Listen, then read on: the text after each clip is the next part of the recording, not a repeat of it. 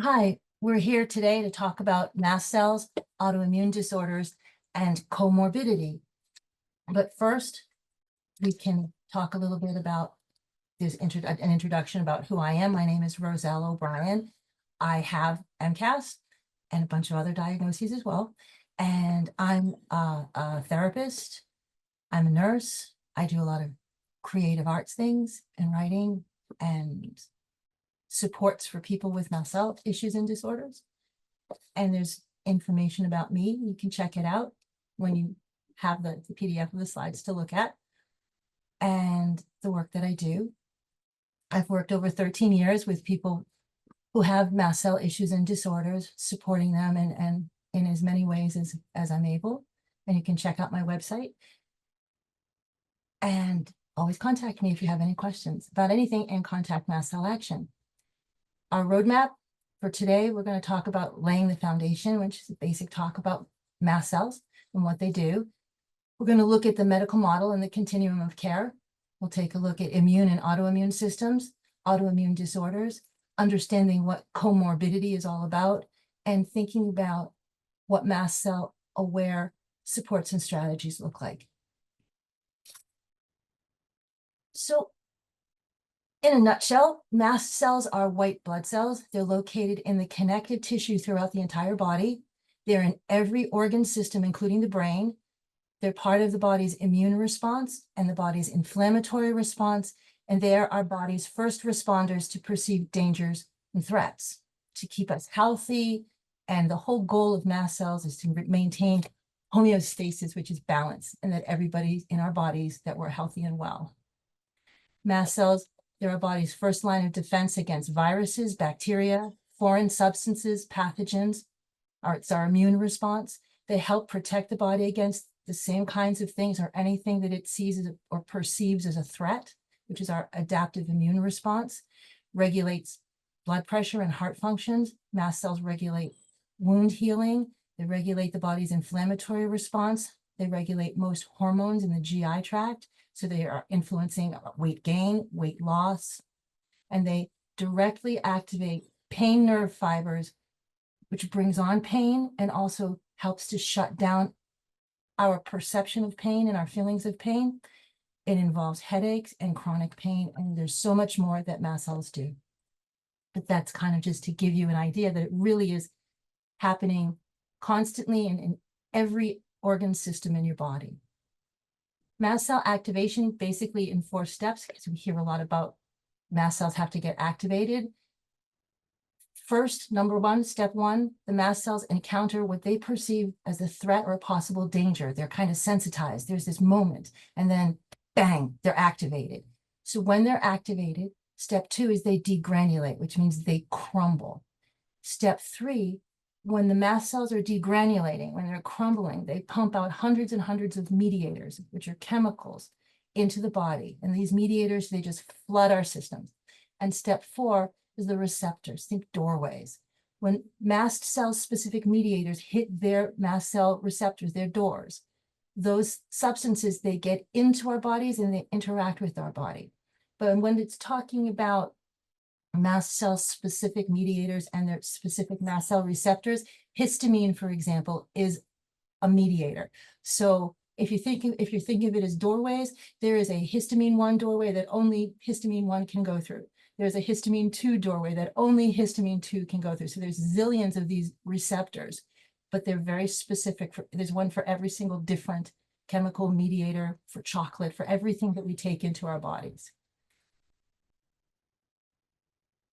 A huge, huge complex and connected piece of this presentation of our everyday lives is that everything in our bodies is interconnected. And that interconnection, we hear a lot about connective tissue. That's a phrase that comes up frequently. Hang on to that connective tissue because we're going to take a look at that, but it really is about our health and how everything is interconnected. There are basically 4 types of tissues in the body. I thought this was a cute little picture: connective tissue, nerve tissue, muscle tissue, and the epithelial, your skin. Those are the 4 types. They all have general functions that they share, and together they make up all of our organs, our body parts. They hold our body together. These are the four types of tissue: epithelial, nervous, muscle, and connective. Epithelial tissue we understand as our skin, and it helps to hold our bodies together. It helps to maintain the structure of all the organs, all the spaces between. The tissues provide support and protection. They help with the transportation of substances and moving things throughout our bodies. And then there's the nervous tissue, and that's a specialized tissue, and it's in the nerves, the spinal cord, and our brains, and it's responsible, when you think about everything that our brains do, it's responsible for receiving, sending, and processing this constant stream of sensory input that we encounter every minute of every day. And mast cells have a relationship with the nervous tissue, and they're involved in all the work and the communication of the nervous tissues in our bodies. Mast cells are there and a part of it, as they are with the epithelial and with the skin. Then there are muscle tissues. We know what muscles are. Muscles are pieces of their soft tissue. They're through our whole body, and every muscle is surrounded by a dense layer of connective tissue that provides the support and protection. Muscle cells, they're long and slender, so they're sometimes called muscle fibers. Mast cells, again, have a very complex relationship with muscle tissue. They're present in skeletal and other types of muscles, and each individual muscle fiber is wrapped up in connective tissue that has blood flowing through it and nerve fibers. And think of it, mast cells live in the connective tissue, so mast cells are there. Muscle fibers are usually arranged in bundles. They're in layers, and each bundle or layer is surrounded, again, by connective tissue, so mast cells are there. Epithelial, nervous, and muscle tissues all have vital and key working relationships with our body's connective tissues. And connective tissue is exactly that. It keeps our body connected. Its connective tissues support all of our organs and cells. They transport nutrients and wastes. They defend against pathogens. They store fat. They repair damaged tissue. Connective tissue holds our body together. It forms vital connections and supports and links our body systems together so that they can work. Connective tissues take many forms. Some aren't obvious at first. That means it also does some jobs that you don't expect. And the phrase connective tissue is the catch-all term used for the tissues that hold your body together and link its different parts. Connective tissue is essential to maintain the structure of your body, and there are different forms of connective tissue nearly everywhere in your body, and that's something to think about. If there's different connective tissue nearly everywhere in your body, mast cells are there. The main purposes of connective tissue is attaching. And when you're thinking of attaching, ligaments and tendons anchor parts in place. Cushioning, cartilage in our joints helps to absorb the impact if you think in your knees and in your back. So when we're walking or running or moving or bumping into things, it helps to absorb the impact and keeps our bones from grinding together. And fatty tissue can also absorb the impact of and movement and forces so that we don't harm the more delicate structures of our bodies. That's all connective tissue. Flexing, the elastic connective tissues are stretchy and they can twist and bend, and that helps the body to move around, and again limits injuries from bumping into things or banging things, and movement force. Protecting, some connective tissues carry and distribute immune cells, and bones provide armor-like physical protection to the brain and vital organs and the chest. Separating, there's a capsule layer around many of the organs in our body, and that provides a boundary and separates the organs from surrounding tissues, and also helps to support them and keep them protected. And also supplying, some connective tissue carry and distribute oxygen and other nutrients to the various tissues of our bodies. So connective tissue is so important in what it does, and it's everywhere in every inch of our bodies, and that's where mast cells are. So again, there's the four main types of body tissue: epithelial, nervous, muscle, and connective tissue. And all of the organs and systems of the body are made up of these tissues. And when people talk about connective tissue, usually they're talking about tissues like your joints and your tendons, but connective tissue can describe other structures of the body as well. And there's some things maybe we don't always think about as being connective tissue, bones. We tend to not think of bones as tissue, but bones are made up of hard, strong tissue that gives it the body its shape and helps us to move. Bones are made out of specialized connective tissue. Another one we tend to not think of as connective tissue is blood. Technically, blood is a fluid connective tissue. Blood links nearly all parts of the body in some way, which means it counts as a connective tissue. Cartilage is a key connective tissue. It's essential for linking and supporting key parts throughout the body. Then there are ligaments and tendons, and these are both connective tissues. Ligaments link bones to bones, and they help stabilize our joints, and tendons link muscles to the bones. And another one that we tend to not think of as connective tissue is the sclera, the whites of our eyes. But the whites of our eye is a type of dense, fibrous connective tissue that's continuous with the connective tissues in the cornea. So some people, not everyone, but a lot of people, if they have issues with having migraines, many times they'll have a symptom where they have their eyeballs ache, they have eyeball pain. And when you're thinking of it, well, mast cells are there. The whites of your eyes, that's connective tissue. So mast cells are there. It suddenly makes a little bit of sense if mast cells are involved in our perceptions of pain, which they are, that if this is where they're acting up, strongly for whatever the triggering event may be, to have eyeball aches, that's where the mast cells are miscommunicating usually what's happening and perceiving something as a threat when it maybe necessarily it isn't. So things we know. Different connective tissue diseases can cause a wide variety of different symptoms. Connective tissue diseases can broadly affect multiple connective tissues or tissue types. Most connective tissue diseases can cause symptoms all over the whole body. It's systemic. Musculoskeletal pain, weakness, stiffness, they're all common and they're systemic, and add to fatigue and chronic fatigue and all of the symptoms that we are familiar with when we're experiencing a storm of reactions.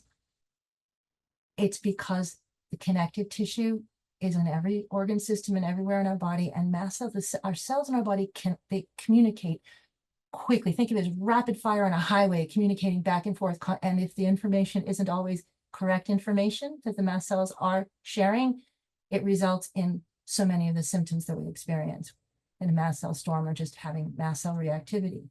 The lungs have a lot of connective tissues. So many people have a lot of issues with breathing. So that's where the sinuses are, not the sinuses, the connective tissue in our sinuses, in our respiratory system. When you start thinking about, okay, why is it happening in this way? And why is it suddenly I have a headache, then my feet hurt and my gums are throbbing, and it seems like there's no rhyme or reason to it. What's happening is that highway of communication and cell memory with the mast cells through the connective tissue in our bodies. So it's interesting, again, to think about it. There's more things we know. These are considered, this first little bulleted list, they're connective tissue disorders, diseases, or conditions. Ehlers-Danlos syndrome, osteoporosis, and these are just some. Blood clotting disorders, osteoarthritis, rheumatoid arthritis, inflammation, for example, tendinitis, eczema.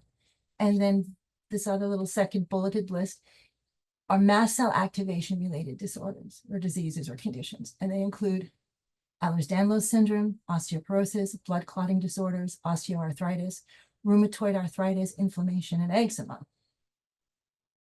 So mast cells are in the body's connective tissue, and mast cells are everywhere. And that kind of goes back to that first slide where it says everything is interconnected. So the next piece of understanding comorbidity and autoimmune disorders and mast cells, first we need to understand the lenses of medicine and the medical world. So terms that we hear frequently, medical model, at least in my world, we hear medical model and medical approaches, and it can be helpful to clarify what is being referred to and talked about. So a medical model refers to the framework, the lens through which health and illness are viewed. Typically, this is a biomedical lens that focuses on diagnosing and treating diseases based on the biological and physiological factors. The medical approach refers to the strategies that are used by healthcare professionals to diagnose and medically treat their patients. It's about how services are delivered. The medical model is the theoretical framing and foundation. It's the lens through which health and illness are viewed and understood. And the medical approach is how each healthcare professional goes about applying their skills, techniques, and training in the care of their patients, the delivery of services. So there are some types of medical approaches that more or less we're familiar with, like primary care is the model of medical approach. When healthcare is provided by a physician, who typically they're the first contact for a person's healthcare needs, the primary care provider or primary care physician coordinates any additional care that the person may need, going to referrals to a specialist so that primary care person can, typically it's a physician, it can also be a nurse practitioner, depending on who your provider may be. But that's a model that more or less we're kind of familiar with, the generalist sort of, and then they send you where you need to go. Then there's integrative care is an approach to providing healthcare in which the patient has an active role in their care and they're considered the expert in their health, in what they're experiencing and what their needs may be.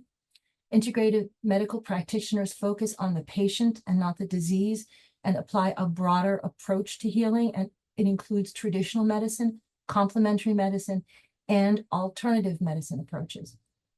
Complementary care or complementary medicine is traditional medicine approaches that are used together with non-traditional medical approaches in a coordinated way. So again, it tends to be in that primary care model with the primary care provider, the PCP, doing that kind of deciding, okay, we'll take this and we'll also use this non-traditional and coordinating that. Alternative care, a non-mainstream practice or approach used in place of traditional approaches or conventional medicine approaches. Holistic care is an approach to healthcare that addresses the whole person. Typically, they talk in 5 areas: physical, emotional, cognitive, social, and spiritual. And it's not compartmentalized and it's not focused primarily on the disease, but it's looking at the whole person.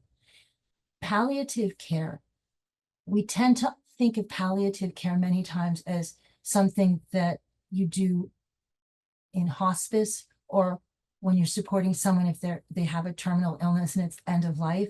But palliative care actually is a much broader approach to meeting individuals' health needs. It's a non-curative approach, so it's not looking for a cure, and it focuses instead on improving a person's quality of life. So palliative care is an approach that can include chronic illness, chronic symptoms, how to manage when you're at work, how to manage symptoms and manage situations, not focused on curing it, but on how to have the best quality of life in spite of the challenge of chronic illness. The medical models are a little different. There's managed care, and a version of the managed care model is again a common design, a medical model. Managed care is a medical model designed to reduce the cost of care while trying to maintain quality of care. It specifically involves managed care plans. Managed care plans are a type of health insurance that restricts choices for the person or the patient to lower the costs for the insurance company, with more flexible plans typically costing the individual more and having a higher premium. And I know that in countries outside of the United States where they have a national health system, you're not looking always at insurance companies, but it's still an approach to healthcare. It's not dissimilar. It's very much still, how can we provide patients with the care that they need and still have everything be affordable for the health system and for the people. So some places use managed care organizations, which are entities that they integrate into the healthcare system. And their aim is to reduce how much is spent on healthcare by using strategies such as preventative medicine and providing treatment guidelines. So these are the people that design a continuum of care, and they look at going, okay, this is what's needed at this age, or this is what's needed with this illness, or this is what's needed, trying to find a one size fits all many times to illnesses and disorders, which is a world that doesn't work with mass health disorders. But MCOs are often contracted with by government agencies, hospitals, to administer health and healthcare programs. So they set up what is and isn't covered, what they will and will not do. Managed care plans manage the care of the person from the outside while trying to limit costs and maintain their quality of care. The managing of each person's health is done by healthcare professionals and organizations and not by the individual. And that is the key takeaway with it. It's being managed from the outside. So medical models and the continuum of care. A managed care medical model that refers to the coordinated progression of care for patients. That's the continuum of care. This includes preventative care, medical treatment should a person be having a medical incident or rehab, and ongoing health maintenance. It's not merely a type of managed care, it's a lens through which health and healthcare can be viewed and also predicted. In the continuum of care model, individuals are basically tracked through a system of health services that are to be provided at different stages along the medical model, the continuum, by different healthcare providers. The model is typically created and designed to either address healthcare needs over the lifespan or to address healthcare needs over the trajectory of a particular illness or disease. So again, it is managed care, it's managed from the outside. The typical continuum of care model is not patient-centered care, but rather focuses on predetermined health needs set up by an organization or agency, a health insurance company, a hospital, primary care, or a managed care practice, and accommodating individuals and their medical and health care needs, whether lifespan or pertaining to a specific illness, according to these predetermined categories. Many agencies who follow a continuum of care model in their medical practice often describe their model as integrative care, but typically they're referring to their inclusion of multiple services into their planning strategies along their designed continuum, leaving out the true integrative healthcare model's primary focus on the client as expert in the experience of their illness and the essential and key member of the medical team, and leaving out the inclusion of complementary medical treatments. So it's important that we understand where our medical and healthcare providers are coming from when they look at health, because many times they have a perspective that's different from ours. And the question becomes then not what you look at, but what do you see? So is someone just looking at a continuum of care model going, well, here's this, and at this stage you're supposed to have this, and at this stage you're supposed to have that, and this stage we treat this, and if it's outside of this, we're not going to be working with it. That's what they're looking at. But are they seeing the needs of the patient? And are they seeing the needs of each person as individuals? And do they have an understanding of what having a mast cell issue or disorder, how it changes the medical model and all the lenses and the continuum? The immune and the autoimmune systems. The immune system, it's the body's first line of defense against invaders. It helps protect you from getting sick. It promotes healing. It adapts to new perceived challenges and threats. It's made up of a large network of organs, white blood cells, proteins, and chemicals. And when it's working properly, it tells the difference between cells that are yours in your body and ones that don't belong in your body. It activates and mobilizes to kill germs that may be harmful. It also ends an attack once the threat's gone. It learns about germs after you've had contact with them and develops antibodies against them, and it sends out the antibodies. So this is, again, another breakdown of the immune system. The parts of the body that make up the immune system: white blood cells, antibodies, cytokines, complement system, lymph nodes, spleen, tonsils, adenoids, thymus, bone marrow, skin, mucosa, and each area has a specific task that they do within the immune system to help promote our health. There are two main components of the body's defense against pathogens, that mechanism: the innate immune system and the adaptive immune system. The innate immune system responds the same way to all the germs and foreign substances and things that it may think is a harmful invader. It acts very quickly, but it can't always stop the germs from spreading. And the adaptive immune system fights germs directly, and it specifically targets a specific germ, causing an infection. But first, it needs to recognize the germ. So it moves a little more slowly to respond than the innate immune system. Then the question is, well, there's the immune system. What is the autoimmune system? When our immune system is not working properly, we call it the autoimmune system. Autoimmune system refers to the malfunction of the immune system. The malfunctioning immune system mistakenly attacks the body's own healthy cells, tissues, and organs.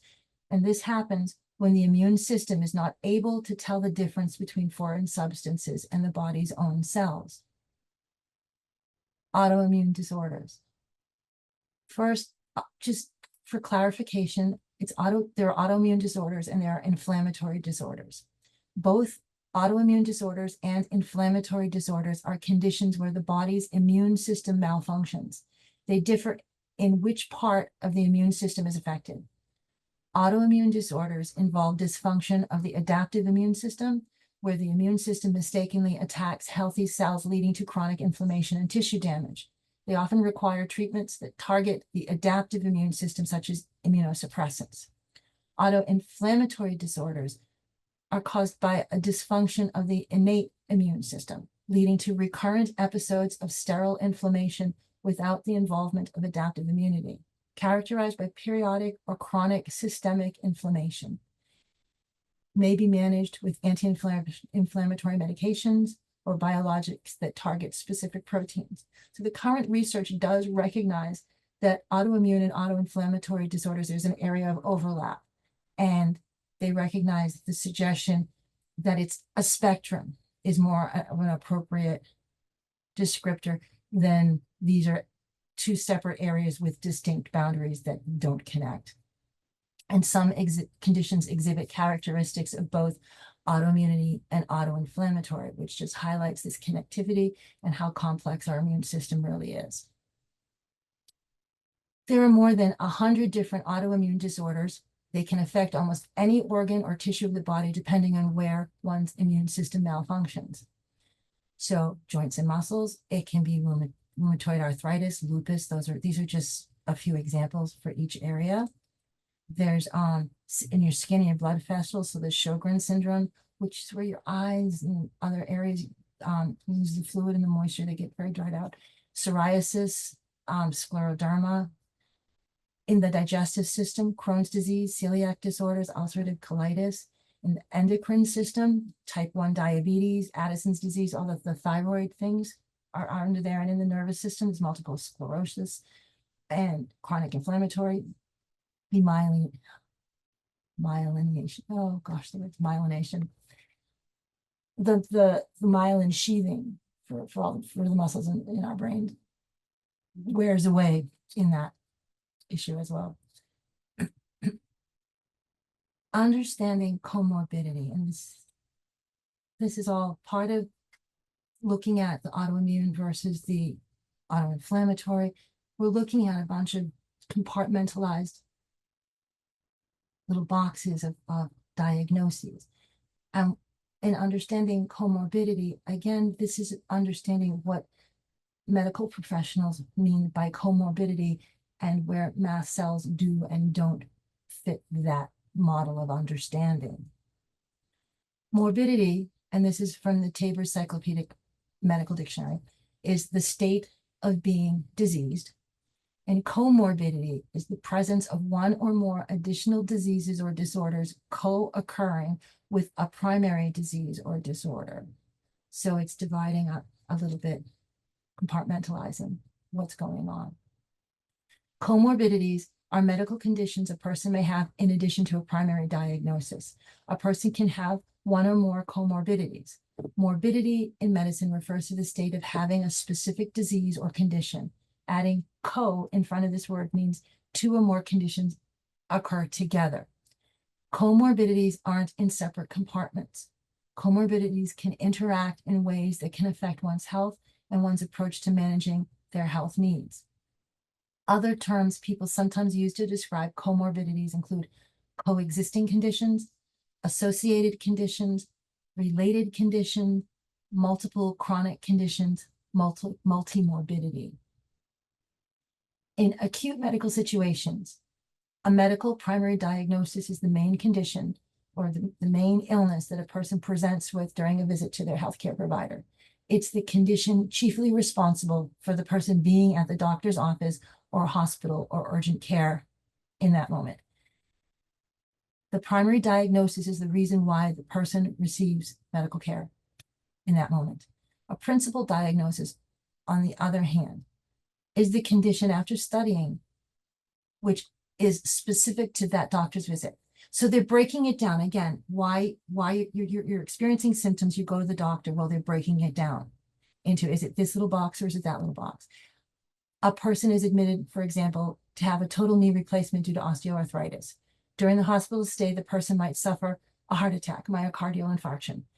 In this scenario, the principal diagnosis would be the osteoporosis, while the primary diagnosis would be the heart attack because it was the most resource-intensive condition in the moment. It was the most demanding, it required the most attention. In a chronic illness medical situation, primary diagnosis may be the chronic condition itself. A principal diagnosis may be an acute exacerbation or complication of that chronic condition. The principal diagnosis is specific to each encounter, each reason for each visit to your medical or healthcare provider, and it can be different for each visit. The primary diagnosis may remain the same over multiple visits with your doctor. So you have a chronic condition, but on this one day, some aspect of the symptoms have suddenly got intensely worse. So you're going to the doctor, but the principal reason is the chronic condition, but you're really focusing primarily just looking at, okay, this is what's happening with my symptoms and what brought me here today. So in that understanding, where do mast cell diagnoses fit? Because mast cells are a different world. They don't fit. They do not, mast cell diagnoses do not fit the mainstream model. So looking at the mainstream model, these are some examples to the left of primary diagnoses and their comorbidities. So they're saying that people with ADHD tend to also have depression, anxiety, bipolar disorder.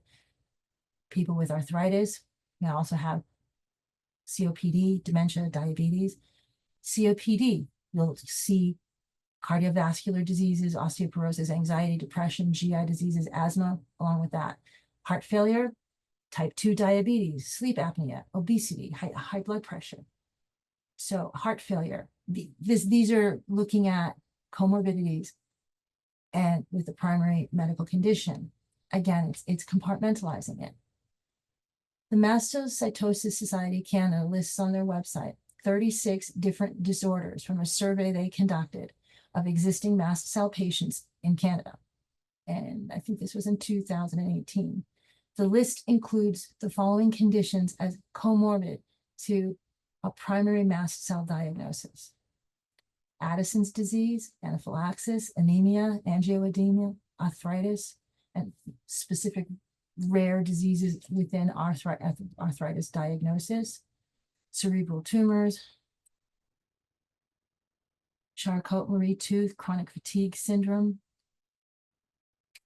depression and anxiety, diabetes, lupus, dysautonomia, hypercalcemia, hypertension, interstitial cystitis, macular degeneration, mitral valve prolapse, multiple chemical sensitivities or being sensitive to multiple chemicals, neuropathy, osteopenia, osteoporosis, periodontal disease, pituitary tumors, POTS, restless leg syndrome, iritis or uveitis, vascular dementia, vertigo.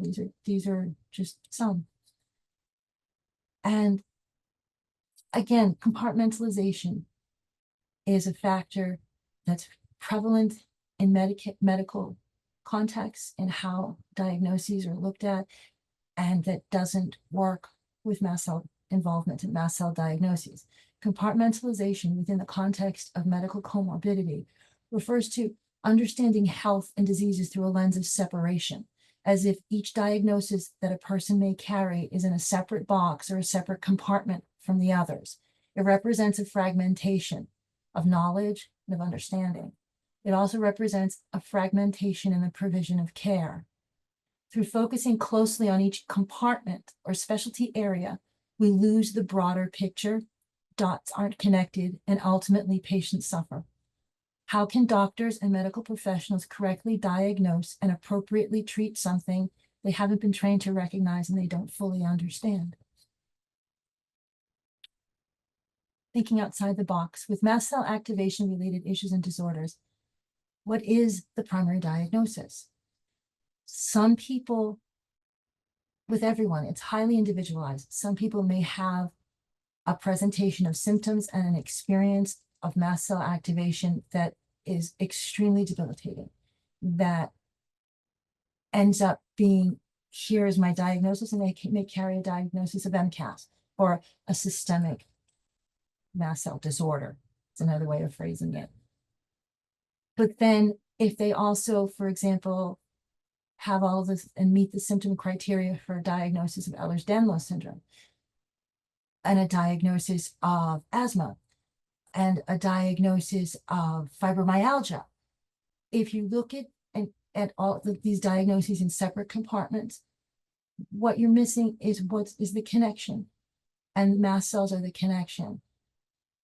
So mast cells can sometimes be a primary diagnosis, depending on the person, and that might be, like I said, MCAS. But with other people, if they have some symptoms but not others, and their primary diagnosis could be irritable bowel syndrome, mast cell activation is involved in it.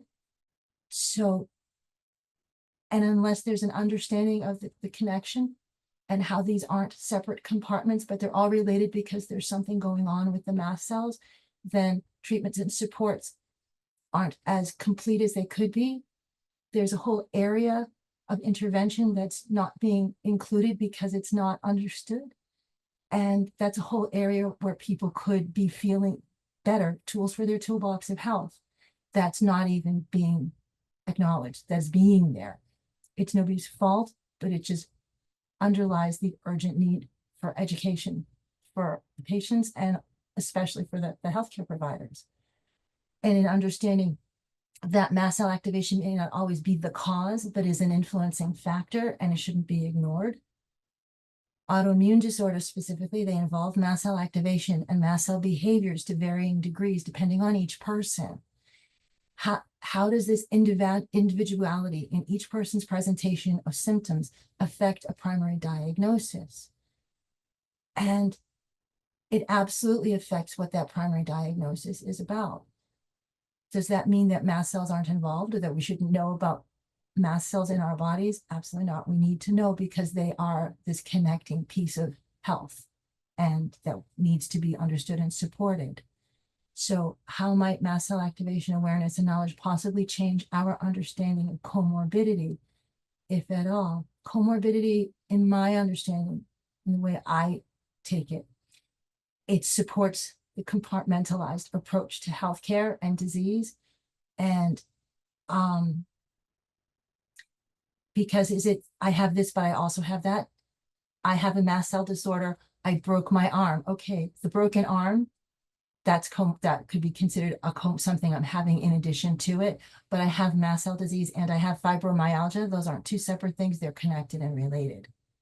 Does it mean I don't have the fibromyalgia? No, of course it means I do have it. But when you're looking at the mast cell part of it, it broadens the scope of understanding of what's going on in the body and what the possibilities and potentials are for interventions to help you feel better. So supporting health, that's the best thing in the world, is we need to support our health.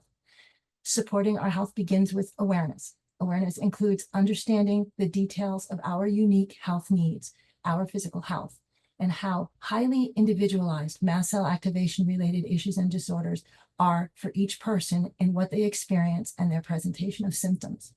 We need to know when to stop, when to not push ourselves into mast cell activation reactions, being wise and informed regarding our life, health, and lifestyle choices. Food as medicine is a huge area of exploration and a place we need to understand our food and our food choices, and that they're tools for health, and we can use them as best as we're able within the limits of our reactions to manage those reactions. Another area of looking at our bodies is the circadian rhythms, and mast cells have their own circadian clock, and the importance of maintaining regular schedules as best as we're able for sleeping, eating, and exercising, while understanding how our body works at these deeper cellular levels so that we can support what our individualized health needs are, and to help bring down and stabilize reactions and stabilize mast cells. Retraining mast cells and retraining our brains, and understanding that we can, it takes a little time, repetition does it, but that we can communicate and override some of the responses of mast cells that are cell memories that aren't actually happening with something going on in the moment. Understanding how our bodies works is so key. There are medications that we can or can't take, and understanding what those are about, whether or not some of its availability. And again, there's the aspect of one person can tolerate medication A while they can't tolerate medications B, C, or D. And this, that is, again, highly individualized, but that these options are there.